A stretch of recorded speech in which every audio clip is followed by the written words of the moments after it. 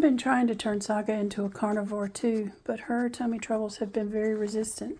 And this is what she gets right now. This is a cooked, plain boiled chicken breast that I have frozen into these little silicone molds. So this is about a tablespoon.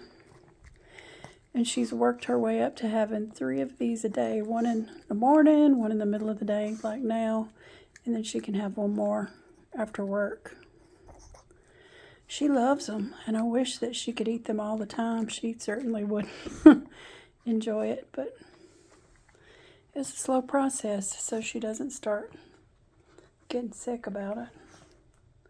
We're working on it. Isn't that right? Saga?